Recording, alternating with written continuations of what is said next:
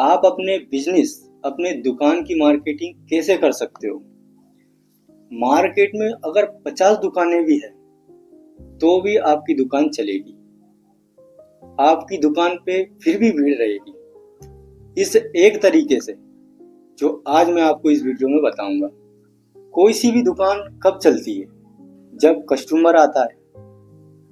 तो इम्पोर्टेंट क्या है कि कस्टमर कैसे आए दुकान पे। तो आज की इस वीडियो में हम उसी बारे में बात करेंगे।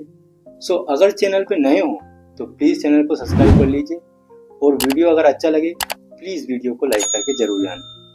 कस्टमर्स की भीड़ कैसे लगाए दुकान पे, पहले हम इस बारे में बात कर लेते हैं कि लोग अपनी दुकान को चलाने के लिए क्या क्या सोचते हैं, क्या क्या करते हैं।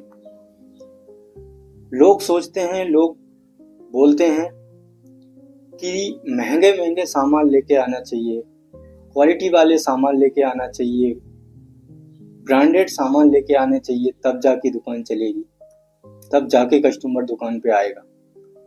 लेकिन आपकी दुकान के सामने भी, आपकी दुकान के सामने वाली दुकान पे भी महंगा सामान मिलता है, क्वालिटी वाला सामान मिलता है। फिर कस्टमर आपकी दुकान पे क्यों आएगा?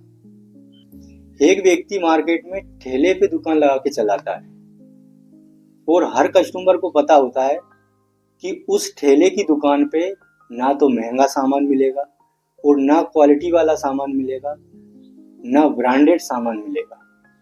लेकिन उस ठेले की दुकान पे से भी माल बिकता है।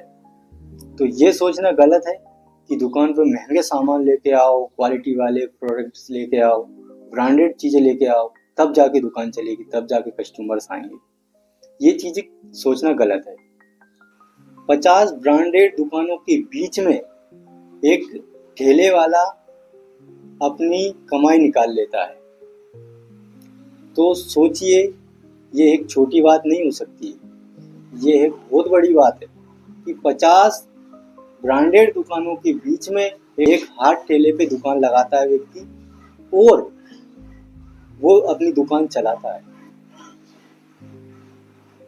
तो फिर क्या करे कि कस्टमर हमारी दुकान पे आए। अगर आपकी दुकान है और आप किसी कस्टमर को समझाते हो कि मेरी दुकान पे बहुत ब्रांडेड चीजें हैं, मेरी दुकान पे बहुत अच्छे अच्छे सामान हैं, तो कोई कस्टमर आपकी बात क्यों मानेगा?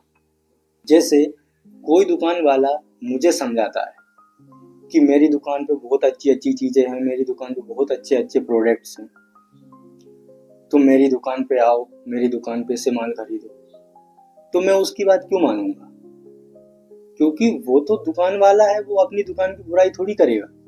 लेकिन अगर मेरा फ्रेंड मुझसे बोलता है उस दुकान के बारे में, तो मैं उस फ्रेंड की बात मानूंगा, क्योंकि वो मेरा फ्रेंड है और वो मुझसे गलत नहीं बोल सकता।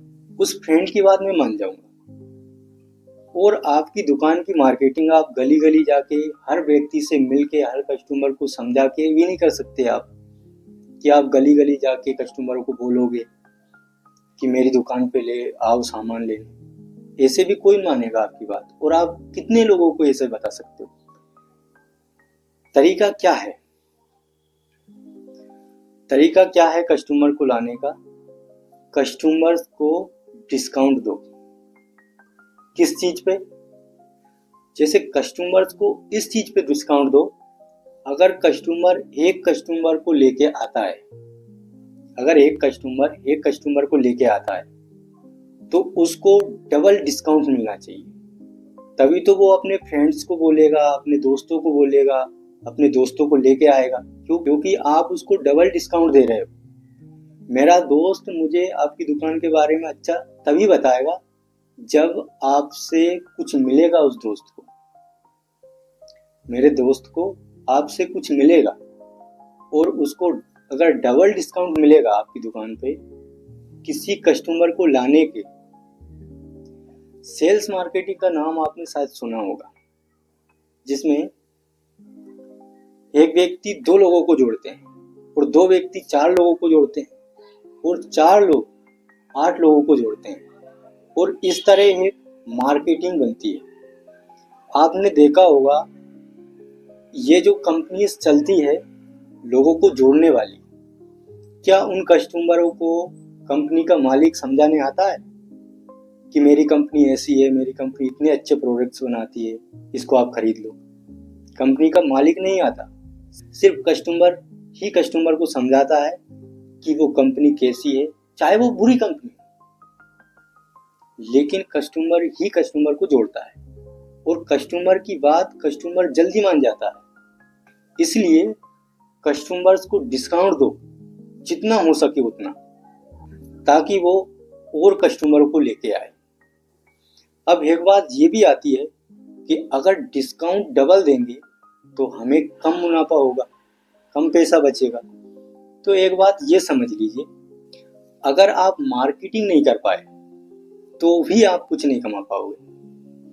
अगर आपकी मार्केटिंग बहुत ज़्यादा है तो आप कम मुनाफे में भी बहुत ज़्यादा पैसा कमा लो। जैसे एक डेयरी मिल्क कंपनी एक चॉकलेट 10 रुपए की निकालती है, लेकिन उससे ज़्यादा पैसा वो कंपनी कमा लेती है जो 1 रुपए की चॉकलेट बेचती है।